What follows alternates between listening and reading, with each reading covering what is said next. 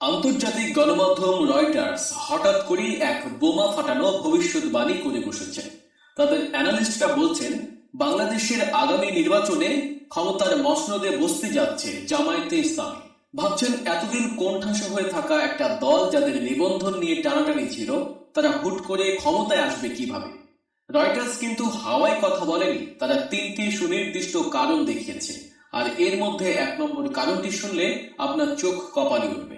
রাজনীতি নয়, আন্দোলন নয়, জামায়াতকে ক্ষমতায় আনবে তাদের এমন এক সিক্রেট অস্ত্র, যা তারা গত 15 বছর ধরে নীরবে তৈরি করেছে সবার চোখের আড়ালে। কি সেই অস্ত্র? কেন পশ্চিমা বিশ্ব এখন জামায়াতকে নিয়ে নতুন করে হিসেব করছে? চলুন রয়টার্সের সেই চাঞ্চল্যকর রিপোর্টের ব্যবচ্ছেদ করা যাক। শুরুতেই একটা দৃশ্য মনে করার চেষ্টা করুন। ঢাকার কড়াই বস্তিতে ভয়াবহ আগুন লেগেছিল।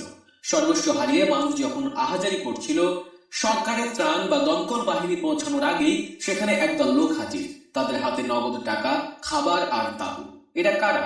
এরা ছিল জামায়াতের কর্মী। রয়টার্স বলছে, ঠিক এই জায়গাতেই জামায়াত অন্য সব রাজনৈতিক দলের চেয়ে যোজন যোজন এগিয়ে। বিএনপি বা আওয়ামী লীগের রাজনীতি যখন রাজপথের স্লোগান আর টিভি টক শোতে সীমাবদ্ধ, জামায়াত তখন হাঁটছে ভিন্ন পথে।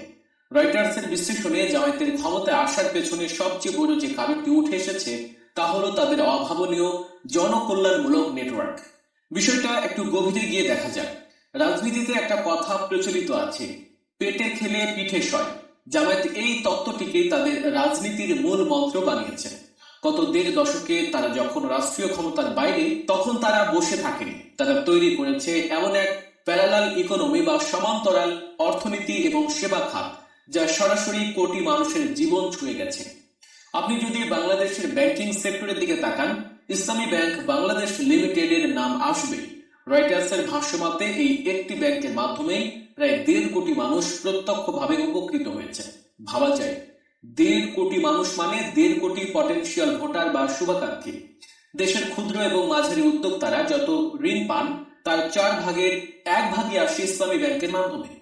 আর মজার ব্যাপার হলো, এই ব্যাংকটি প্রতিষ্ঠার পেছনে এবং এর পরিচালনার দীর্ঘ সময়ে জামায়াতের মতাদর্শী লোকজনের প্রত্যক্ষ ভূমিকা ছিল এবং এখন আছে। শুধু তাই নয়, গ্রামীণ নারীদের স্বাবলম্বী করতে এই ব্যাংক প্রায় 20 লাখ নারীকে সুদমুক্ত ঋণ দিয়েছে। এদের আয় বেড়েছে গড়ে 30%। এই 20 লাখ নারী ভোটার ভোট দিতে যাবেন, তখন তারা কি রাজনৈতিক বুলি আওড়ানো নেতাদের কথা ভাববেন, নাকি যারা তাদের দুঃসময়ে পুঁজি দিয়েছিল তাদের কথা ভাববেন? উত্তরটা খুব সহজ। এরপর আসা যাক স্বাস্থ্য খাতে।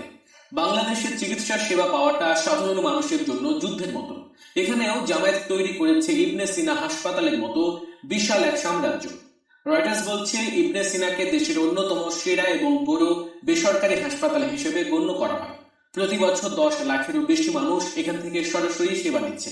আর দলের নেতাকর্মী বা তাদের রেফারেন্সে যারা যান, তারা পান বিশেষ ছাড় কিংবা নামমাত্র মূল্যের চিকিৎসা। জামায়াতের সাবেক শীর্ষ নেতা মতিউর রহমান নিজামী এবং মীর কাসেম আলী ছিলেন এই ইবনে সিনা ট্রাস্টের নীতি নির্ধারক পর্যায়ে। অর্থাৎ দলটির নেতারা বুঝিয়েছিলেন, শুধু মিছিল করে মানুষ পাওয়া যাবে না, মানুষের অসুখে বিসুখে পাশে দাঁড়াতে হবে। আজ যখন রয়টার্স বলছে যে জামায়াত ক্ষমতায় আসতে পারে, তখন তারা আসলে এই কোটি কোটি সুবিধাভোগী মানুষের সাইকোলজিক্যালি রিড করতে পেরেছে। দর্শক, জামায়াতের এই মাস্টার প্ল্যান নিয়ে আরো গভীরে যাব, জানাবো তাদের শিক্ষা ব্যবস্থার একচেটিয়া আধিপত্যের কথা। তার আগে আপনাদের কাছে ছোট্ট একটা অনুরোধ, যারা এখনো আমাদের চ্যানেল গল্প নিউজ সাবস্ক্রাইব করেননি, তারা এখনই সাবস্ক্রাইব করে বেল বাটনটি চেপে দিন, কারণ আমরাই তুলে আনি খবরের পেছনের আসল বিশ্লেষণ। এবার আসুন শিক্ষার দিকে নজর দিই। একটা জাতিকে বা একটা প্রজন্মকে নিজেদের মতাদর্শে গড়ে তোলার সবচেয়ে কার্যকর হাতিয়ার হলো শিক্ষা। জামায়াত এটা খুব ভালো করে জানে। রয়টার্সের রিপোর্ট অনুযায়ী আলিয়া ধারার প্রায় 10,000 মাদ্রাসায় জামায়াতের একচ্ছত্র প্রভাব রয়েছে। এখানে পড়াশোনা করছে প্রায় 25 লাখ শিক্ষার্থী। এই 25 লাখ তরুণ যখন ভোটার হবে, তাদের মগজে কাদের চিন্তাধারা থাকবে নিশ্চয়ই বুঝতে পারছেন। তবে শুধু মাদ্রাসা নয়, মূলধারার শিক্ষাতেও জামায়াত তৈরি করেছে নিজস্ব দুর্গ। এর শুরুটা হয় 80-র দশকে রেটিনা কোচিং সেন্টারের মাধ্যমে। বর্তমানে সারা দেশে এর 150টি শাখা এবং বছরে প্রায় 25,000 শিক্ষার্থী এখান থেকে বের হচ্ছে। কোচিং সেন্টার থেকে শুরু করে স্কুল, কলেজ এবং বিশ্ববিদ্যালয় সব লেভেলে তাদের নিজস্ব প্রতিষ্ঠান আছে। Manarat international university, international Islamic university Chattogram, Darul Ihsan ইউনিভার্সিটির মতো প্রতিষ্ঠানগুলো মূলত তাদেরই গড়ে তোলা।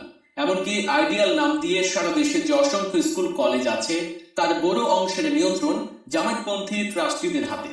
এইসব প্রতিষ্ঠানে তারা অসচ্ছল এবং মেধাবী শিক্ষার্থীদের বৃত্তি দেয়, বিনা পয়সায় পড়ায়। ফলে এই ছাত্রছাত্রীরা এবং তাদের পরিবারগুলো জামায়াতের প্রতি এক ধরনের কৃতজ্ঞতা বোধ লালন করে।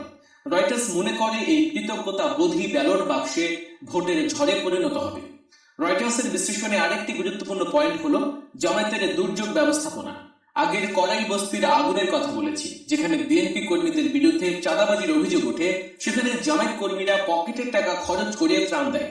বন্যা হোক, শীত হোক কিংবা অগ্নিকাণ্ড, সবার আগে দুর্গত এলাকায় জামায়াতের ব্যানার দেখা যায়। এই যে তাৎক্ষণিক রেসপন্স, এটা সাধারণ মানুষের মনে গভীর দাগ কাটে। বড় রাজনৈতিক দলগুলো যখন ক্ষমতায় যাওয়ার সমীকরণে ব্যস্ত, জামায়াত তখন মাঠ পর্যায়ে মানুষের আস্থা অর্জনে ব্যস্ত। 2001 থেকে 2006 সাল পর্যন্ত বিএনপির সাথে জোটে থেকে সরকারে ছিল জামায়াত, কিন্তু এরপর দীর্ঘ সময় তারা ক্ষমতার বাইরে। রয়টার্স বলছে সরকারে না থেকেও তারা সারা দেশে জালের মতো নিজেদের প্রতিষ্ঠান ছড়িয়ে দিয়েছে। কৃষি থেকে মহাকাশ বিজ্ঞান, সব খাতেই তাদের লোক তৈরি হয়েছে। রয়টার্স তাদের রিপোর্টে উল্লেখ করেছে যে এই জনকল্যাণমূলক কাজের মাধ্যমে জামায়াত কেবল মানুষের মন জয় করেনি, বরং সারা দেশে এমন এক শক্তিশালী নেটওয়ার্ক তৈরি করেছে যা তাদের ভোট ব্যাংকে পরিণত হয়েছে। তবে রয়টার্স শুধু জনকল্যাণের কথাই বলেনি, তারা আরো দুটি কারণ উল্লেখ করেছে। দ্বিতীয় কারণটি হলো দুর্নীতিমুক্ত ভাবমূর্তি। বাংলাদেশের প্রেক্ষাপটে রাজনৈতিক নেতা মানেই দুর্নীতির সাথে কোনো না কোনোভাবে জড়িত, এমন একটা ধারণা সাধারণ মানুষের মনে বদ্ধমূল। কিন্তু রয়টার্স বলছে জামায়াতের নেতাদের ব্যক্তিগত সততা এবং দুর্নীতিমুক্ত ইমেজ তাদের অন্যদের চেয়ে আলাদা করেছে। তাদের শীর্ষ নেতাদের বিরুদ্ধে রাজনৈতিক মামলা বা যুদ্ধাপরাধের অভিযোগ থাকলেও অর্থ চুরির বা লুটপাটের কেলেঙ্কারির সেভাবে নাম নেই বললেই চলে। এই ক্লিন ইমেজ মধ্যবিত্ত এবং শিক্ষিত ভোটারদের কাছে একটা বড় ফ্যাক্টর হয়ে দাঁড়াতে পারে। তৃতীয় কারণটি হলো তরুণদের পালস বোঝা। রয়টার্সের মতে জামায়াত জানে তরুণরা কি চায়। তাদের আধুনিক শিক্ষা প্রতিষ্ঠান, প্রযুক্তিগত শিক্ষা এবং কর্মসংস্থান তৈরির উদ্যোগগুলো তরুণ সমাজকে আকৃষ্ট করেছে। গতানুগতিক রাজনীতির বাইরে গিয়ে তারা তরুণদের ক্যারিয়ার গঠনে সহায়তা করছে, যা তাদের জনপ্রিয়তা বাড়াচ্ছে। এখন প্রশ্ন হলো, বিএনপি বা আওয়ামী লীগের মতো বিশাল ভোটের রাজনীতির মাঠে জামায়াত কি আসলে গেম চেঞ্জার হতে পারবে? রয়টার্স মনে করে হ্যাঁ পারবে, কারণ দীর্ঘ সময় ধরে বিএনপি বা আওয়ামী লীগ ক্ষমতায় বা বিরোধী দলের থেকেও তাদের জনকল্যাণমূলক কাজ ছিল সরকার নির্ভর বা সীমিত। কিন্তু জামায়াত সরকারে না থেকেও ব্যক্তিগত এবং দলীয় উদ্যোগে যে সেবা খাত তৈরি করেছে তা তাদের একটি সাইলেন্ট মেজরিটি বা নীরব সমর্থন এনে দিয়েছে। বাংলাদেশের প্রতিটি উপজেলা বা ইউনিয়নে তাদের প্রতিষ্ঠিত কোনো না কোনো স্কুল, ক্লিনিক বা এনজিও আছে। গ্রামের একজন সাধারণ মানুষ যিনি হয়তো রাজনীতি বোঝেন না, কিন্তু বিপদে জামায়াতের অ্যাম্বুলেন্স সেবা পেয়েছেন কিংবা অভাবের সময় ইসলামী ব্যাংক থেকে ঋণ পেয়েছেন, তিনি ভোটের দিন ওই উপকারটুকুই মনে রাখবেন। নির্বাচনের মাঠে জোট মহাজোটের সমীকরণ থাকে, কিন্তু রয়টার্সের এই রিপোর্ট আমাদের চোখে আঙুল দিয়ে দেখিয়ে দিচ্ছে যে রাজনীতির আসল খেলাটা শুধু মিছিলে হয় না, হয় মানুষের দৈনন্দিন জীবনের প্রয়োজনে পাশে থাকার মাধ্যমে। জামায়াত ইসলামী সেই জায়গাটাতেই গত 15 বছর ধরে ইনভেস্ট করেছে। এখন তারা সেই ইনভেস্টমেন্টের রিটার্ন পাওয়ার অপেক্ষায় আছে। ভিডিওটি শেষ করার আগে বলতে চাই, রয়টার্সের এই বিশ্লেষণ যদি সত্যি হয় তবে বাংলাদেশের রাজনীতির ভবিষ্যৎ মানচিত্রে বড় ধরনের পরিবর্তন আসন্ন।